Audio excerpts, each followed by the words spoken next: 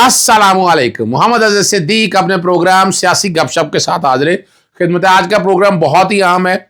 इमरान रियाज के साथ जेल में मैं और मियां अली अशफाक थे, बड़ी ज़बरदस्त मुलाकात रही है और जेल की जो हालत देख के बड़ा दुख और तकलीफ़ हुआ मेरे लिए, मेरे जैसे आदमी के लिए। और ये इतना आसान काम नहीं है कि आप ज़्यादती करते हैं और लेकिन इमरान खड़ा है, इमरान रियाज खड़ा है, लेकिन क्या तकलीफ़ें दी जा रही हैं और असल कहानी थी कि पीछे क्या थी, पैगाम क्या दिया गया, ज़रा वो भी आपको समझाना बहुत ज़रूरी है ताकि पता चल सके कि असल कहानी क्या।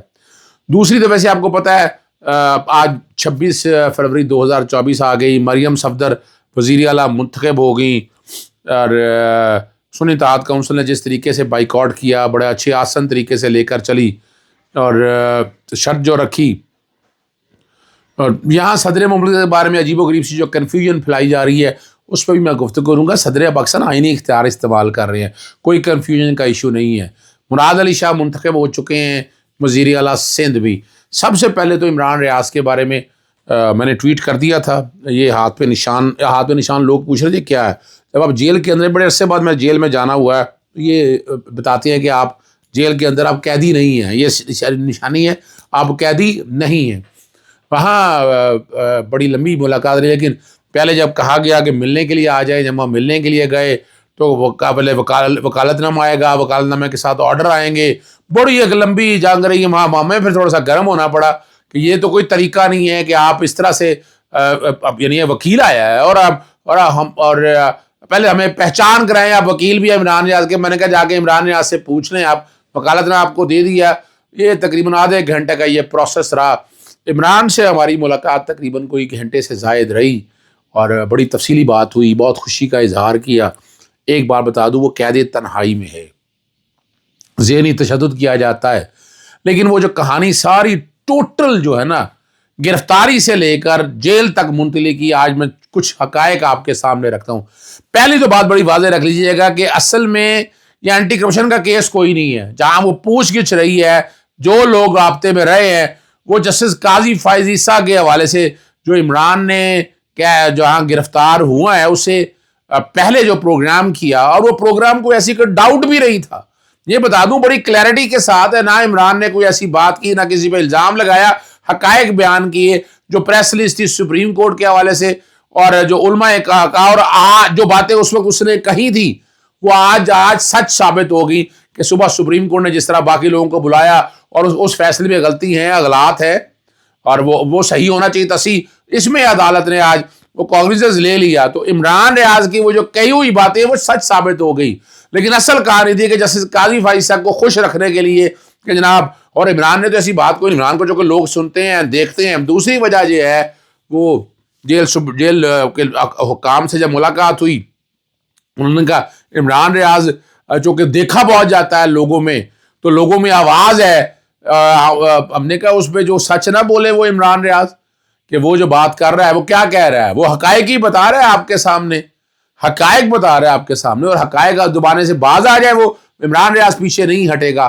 इमरान रियाज तबीयत माशाल्लाह ठीक है, हशाश वशाश है, कुछ चीज़ों की ज़रूरत थी, यानी कपड़ों की कमी थी, वो कपड़े भी आज पहुंचा दिए गए हैं वहाँ तक। लेकिन आप यहाँ से ना, उसके बावजूद देखें वो उसने हफ्ते की रात भी उसी तरह गुजारी, इतवार की रात भी उस तरह गुजारी। ये हिम्मत है ना, क्या आप लोगों की जंग लड़ रहा है ना, और क्या कर रहा है इमरान रियाज। ये मैं और हिम्मत और हौसले में पीछे नहीं हटने वाला। वो करप्शन और माफियाज के खिलाफ बिल्कुल पीछे नहीं हटेगा। फिर बात दोहराई है ये, क्योंकि मुलाकात आपको पता है यहाँ लोग वहीं बैठे होते हैं, तो उनकी मौजूदगी में हुई है और रिकॉर्डिंग भी हो रही होगी कहीं ना कहीं। हमारे अंदर जेल जाने की, बाहर निकलने की पूरी इतला भी मिली होगी। लेकिन उससे पहले जितनी समाअत हुई थी कोर्ट के अंदर की, वो मैं आपके सामने रखूँ। इमरान रियाज ने जो प्रोग्राम किया था वो सुनिएगा क्या कहा था जस्टिस काजी फाइसा के बारे में। मेरे पास दो स्टेटमेंट मौजूद हैं। एक सुप्रीम कोर्ट ऑफ पाकिस्तान का स्टेटमेंट है, वहाँ से एक प्रेस रिलीज जारी हुई है जो एक कंट्रोवर्सी उठी हुई है काजी फाइज साहब के एक फ़ैसले के हवाले से, और दूसरी जानिब जो है उलमा इकराम का एक मुतफ़िक़ा भी एक मेरे पास स्टेटमेंट मौजूद है। पहले ये देख लेते हैं कि जो प्रेस रिलीज है सुप्रीम कोर्ट ऑफ पाकिस्तान की वो क्या कहती है। और वो ये कह रही है कि सुप्रीम कोर्ट के एक फ़ैसले की गलत रिपोर्टिंग की वजह से कई गलतफहमियां पैदा की जा रही हैं और ऐसा तासुर दिया जा रहा है जैसे सुप्रीम कोर्ट ने दूसरी आइनी तरमीम मुसलमान की तारीफ से इनहराफ किया है और मज़हब के ख़िलाफ़ जराइम के मुताल्लिक़ मजमुआ ताज़ीरात पाकिस्तान की दफ़ात ख़त्म करने के लिए कहा है। ये तासुर बिल्कुल गलत है। अच्छा, फिर उन्होंने मुकदमे का जिक्र किया कि फ़लाँ मुकदमे में सुप्रीम कोर्ट ने यह करार दिया था कि इस मुकदमे की FIR में मज़कूर इल्ज़ामात को जूं का तूं दुरुस्त तस्लीम भी किया जाए तो इन पर इन दफ़ात का इतलाक़ नहीं होता, बल्कि फ़ौजदारी तरमीमी एक्ट 1932 की दफ़ा 5 का इतलाक़ होता है, जिसके तहत ममनुआ कुतब की नशर व अशात पर ज़्यादा से ज़्यादा 6 माह की कैद की सज़ा दी जा सकती है। चूँकि दरख्वास्त गुजार मुलजिम पहले ही कैद में 1 साल से ज़ायद का अरसा गुजार चुका था, इसलिए इस्लामी अहकाम, आइनी दफ़ात और कानून व इंसाफ के तकाज़ों को मलहूज़ रखते हुए सुप्रीम कोर्ट ने दरख्वास्त गुजार मुलजिम की ज़मानत पर रिहाई का हुक्म दिया है। अफसोस की बात यह है कि ऐसे मुकदमात में जज्बात मुश्तइल हो जाते हैं और इस्लामी अहकाम भुला दिए जाते हैं। फ़ैसले में कुरान मजीद की आयात इसी सियाक़ो सबाक़ में दी गई हैं। फ़ैसले में गैर मुस्लिमों की मजहबी आज़ादी के मुताल्लिक़ इस्लामी जमहूरिया पाकिस्तान के आइन की जो दफ़ात नकल की गई हैं, इनमें वाज़ेह तौर पर यह कैद मौजूद है कि ये हुकूक कानून, अमन व अमा और इखलाक के ताबे ही दस्तयाब होंगे। आइन की दफ़ा 20 का तर्जुमा यहाँ पेश किया जाता है। कानून, अमन आमा और इखलाक के ताबे। हर शहरी को अपने मज़हब की पैरवी करने और इस पर अमल करने और इसे बयान करने का हक़ होगा। और बी जो है वो ये कहता है कि हर मजहबी गिरोह और उसके हर फ़िरके को अपने मजहबी इदारे कायम करने, इनकी देखभाल और इनके इंतज़ाम का हक़ होगा। इसी नौयत के एक मुकदमे में सुप्रीम कोर्ट का 5 रुकनी बेंच इस मौजू पर पहले ही तफसीली फ़ैसला दे चुका है। अच्छा, ज़हीरुद्दीन बनाम रियासत 1993 का इसमें हवाला दिया गया है, जिससे मौजूदा फ़ैसले में कोई इन्हराफ नहीं किया गया। ये तफसीली सारी बात करते हुए तो सुप्रीम कोर्ट ऑफ पाकिस्तान ने कहा कि ये कन्फ्यूजन फैलाया जा रहा है, या उन्होंने कहा कि इसको मिस रिपोर्ट किया गया है और इसमें वो कह रहे हैं कि अहले इल्म की ज़िम्मेदारी है कि सारे मामले को जो है वो इसमें कोई गलती हुई है तो इसकी तस्हीह करें और इसके लिए आइनी और कानूनी रास्ते मौजूद हैं। चीफ जस्टिस और सुप्रीम कोर्ट ने किसी को नज़रसानी रिव्यू से ना पहले रोका और ना अब रोकेंगे। मेरे ख्याल में हल भी इसका ये है, ये मामला जो है वो जाना चाहिए रिव्यू के अंदर, क्योंकि उलमा इकराम का इस पर मौक़िफ़ थोड़ा सा मुख्तलिफ है। उलमा इकराम क्या कह रहे हैं, ये मेरे पास एक बड़ी डिटेल उनकी भी एक स्टेटमेंट है और इसमें 500 मुफ्तियान इकराम हैं, उनका शरई इलामिया है जो मैं आपके सामने रख रहा हूँ। उसमें ज़्यादा मैं डिटेल में नहीं जाता, मजहबी मामला है, लेकिन मैं ये बताता हूँ कि कादी फ़ायद ईसा और मुसर्रत हिलाली का फ़ैसला कुरान व हदीस और आईने पाकिस्तान के ख़िलाफ़ है, इसे मुस्तरद करते हैं। ये तंजीमात अहले सुन्नत से वाबस्ता 500 मुफ्तियान इकराम का शरई एलामिया है। और इसके बाद उन्होंने कुरान पाक का हवाला भी बीच में लिखा है और बहुत सारे उलमा इकराम के और मुफ्तियान के इसके अंदर नाम भी लिखे हैं। तो ये बड़ा डिटेल किस्म का एक उनका स्टेटमेंट आया, एक एलामिया आया उलमा इकराम की जानिब से। दीगर उलमा इकराम भी इस पर बात कर रहे हैं। देखिए, इससे पहले जो मज़हब कार्ड है ना, वो बड़ा खौफनाक तरीके से 2022 में PMLN ने और कुछ और लोगों ने इस्तेमाल किया था इमरान खान के ख़िलाफ़। आपको याद होगा जब एक मज़हब कार्ड इस्तेमाल करके उनकी जान को ख़तरे में डाल दिया गया था और उन पर गोलियाँ तक चल गई थी। आपको अच्छी तरह याद होगा, उस दौर में भी मैंने इसकी मुखालफत की थी। मैं आज भी इसकी मुखालफत करता हूँ। देखें, जब इमरान खान के ख़िलाफ़ मज़हब कार्ड इस्तेमाल किया जा रहा था तो उलमा इकराम ने उसको सपोर्ट नहीं किया था। पाकिस्तान के उलमा इकराम ने या मुफ्तियान इकराम ने उस वक्त इमरान खान के ख़िलाफ़ जो एक प्रोपेगेंडा जारी था उसके ऊपर गो कि उन्होंने बात ना की हो, लेकिन इसको सपोर्ट नहीं किया था क्योंकि वो एक झूठा प्रोपेगेंडा था, तौहीद मज़हब का इमरान खान के ख़िलाफ़ बनाया जा रहा था। इसी तरह आज भी मैं सपोर्ट नहीं करूँगा किसी ऐसी चीज़ को जिससे किसी की जान को ख़तरे में डाल दिया जाए। मेरे ख्याल में पाकिस्तान के पास बेहतरीन फोरम मौजूद है, इस्लामी नज़रियाती कौंसिल का, उलमा इकराम मौजूद है और रिव्यू की एक ऑप्शन मौजूद है। सुप्रीम कोर्ट ऑफ पाकिस्तान के अंदर अभी पंजाब हुकूमत ने फ़ैसला किया कि अगर देखें कुछ भी ना होता तो पंजाब हुकूमत ये फ़ैसला ना करती। पंजाब हुकूमत ने भी फ़ैसला किया कि रिव्यू में जाएंगे। तो पंजाब हुकूमत जब रिव्यू में जाएगी तो उलमा इकराम को सबको कादी साहब को चाहिए बुलाएं और बुलाकर उनकी राय सुने। हो सकता है वो एक जज हैं लेकिन उनका दीन के मामले में नॉलेज उलमा इकराम से नाकिस हो सकता है, तो इस्लामी नज़रियाती कौंसिल से रहनुमाई भी ली जा सकती है। तो इस मसले को जितनी जल्दी हल करें उतना बेहतर है। पाकिस्तान में पहले ही बहुत सारे मसाइल हैं और ये एक मजहबी और हसास नौयत का मामला है। अच्छा, ये प्रोग्राम सारा आपने सुन लिया, इसमें ऐसी क्या बात कही है? कोई ऐसी बात इमरान रियाज ने नहीं कही है और वही सुप्रीम कोर्ट ने किया है।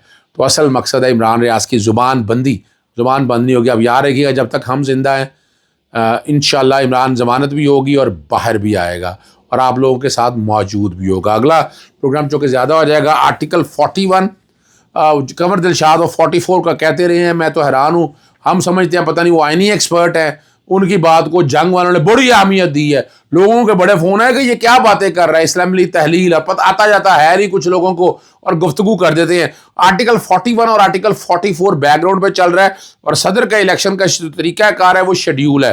पहले 41 आप लोगों के लिए समझा दूँ कि सदर पाकिस्तान जो है ना, हेड ऑफ द स्टेट है और यूनिटी का रखता है, और मुसलमान होना चाहिए और कम से कम 45 साल की उम्र होनी चाहिए, और वो अहलियत रखते हो, नाअहलियत की बात नहीं है। इसके लिए कंडीशंस में मैंने जनरल परवेज़ मुशर्रफ के खिलाफ भी केस किया हुआ था, यहाँ ऐसी बात नहीं है। और सदर जो होगा वो सेकंड शेड्यूल के मुताबिक होगा, और उसमें member of the both house यानी सेनेट और नेशनल असेंबली। अब पता नहीं ये सदर का इलेक्शन पहले कैसे कर लेंगे, सेनेट तो पूरा मौजूद नहीं है, पहले सेनेट के इलेक्शन होने हैं। ये जो कह रहे हैं कि 9 तारीख को हमने लाजमी कराना है इलेक्शन, 9 तारीख को हम सदर का इलेक्शन करा दें, पहले आप सेनेट के इलेक्शन तो करवा लें, उसके बाद की बात है, फिर आप इजलास आप कराएंगे। सदर को हटाना है। अब ये आईनी बहरान है, अगर होगा ऐसा तो फिर चैलेंज ये रहेगा, ये बता दूं।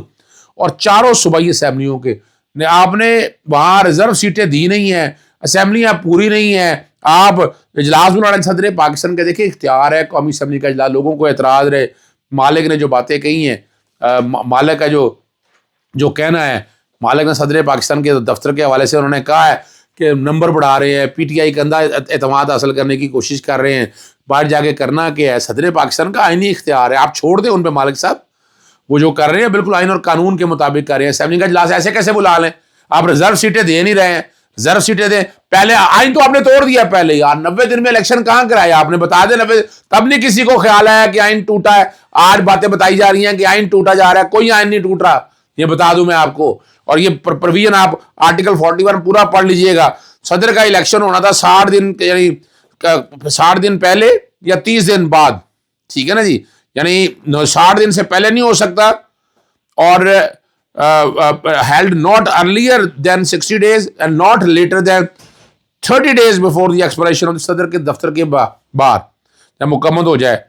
और यहाँ ये लफ्ज़ कन्फ्यूजन कर रहे हैं, provided that if the election can not be held within the aforesaid period because the national assembly dissolve, के नेशनल असेंबली डिसॉल्व हो चुकी हुई है, it shall be held within 30 days of the general election of to the assembly.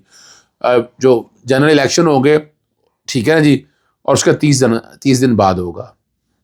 अब यहाँ तो assembly dissolve हुई अरसा हो गया, पुरानी बातें हो गई हैं, ये 30 दिन की जो ये कंडीशन यहाँ के रख रहे हैं, इसकी इंटरप्रिटेशन ही गलत कर रहे हैं, ठीक है ना जी।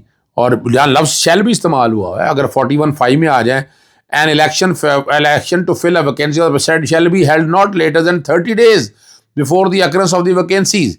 और ये 8 फरवरी को कह रही हैं जो इलेक्शन हुआ है, ठीक है ना जी, और उस कॉन्टेक्स्ट में लेकर जा रहे हैं। हालांकि ये कंडीशनें जो भी आप कहते रहे, वो सदर का तो पीरियड पूरा हो चुका है कब का। सदर पाकिस्तान तो अपना पीरियड का अपने इलेक्शन नेशनल असेंबली के इलेक्शन वक्त पे कराए नहीं है। तो यहाँ एक बड़ी हर्डल है जो मैं समझता हूँ। आर्टिकल 44 में term of the office of the president क्या है कि 5 साल के लिए रहना है, और जब तक ख़त्म हो जाए, जब तक वो नया सदर ना आ जाए, तब तक सदर पाकिस्तान रहेंगे। ये प्रोविजो में डाला हुआ, provided that this president shall notwithstanding the expiration of his term continue to hold office until his successor enter upon his office, ठीक है जी। और तो गलत ना कहना कमर दिलशाद साहब, कंफ्यूज करने की कोशिश ना करें, कोई बड़ा नुक्ता नहीं उठाया है, कोई आसमान टूटने नहीं लगा। आईने पाकिस्तान आपके सामने है, पहले आप सेनेट के इलेक्शन कराएं, उसके बाद देखी जाएगी अब सदर के ओहदे के लिए क्या करते हैं। अब वोट डालना है तो सेनेट के लोग तो 9 तारीख को म्याद 30 रिटायर हो रहे हैं। हाँ, ये एक अलहदा बात है, ये ज़बरदस्ती लाकर इस कॉन्टेक्स्ट में लाना चाहते हैं, ज़बरदस्ती लाकर कि ये 9 को कराना चाहते हैं ताकि वो यानी एक जाने वाला जो है सेनेटर, वो कैसे अब इसमें हिस्सा लेगा, वो तो बात ख़त्म हो गई है ना। अब तो आप नया सेनेटर मुंतखब करें, फिर नए सदर को लेके आए। जाने वाले लोगों से अब तो बात ख़त्म हो गई, अब तो जाने वाले वो लोग हैं। इसलिए मैं समझता हूँ कि इसमें बड़े आइनी बहरान पैदा होंगे अगर आप सदर का इलेक्शन करेंगे, बहुत सी जगहों पर चैलेंज होगा और बड़े मसाइल बनेंगे। इजाज़त चाहता हूँ। अस्सलाम वालेकुम, अल्लाह हाफ़िज़, पाकिस्तान जिंदाबाद।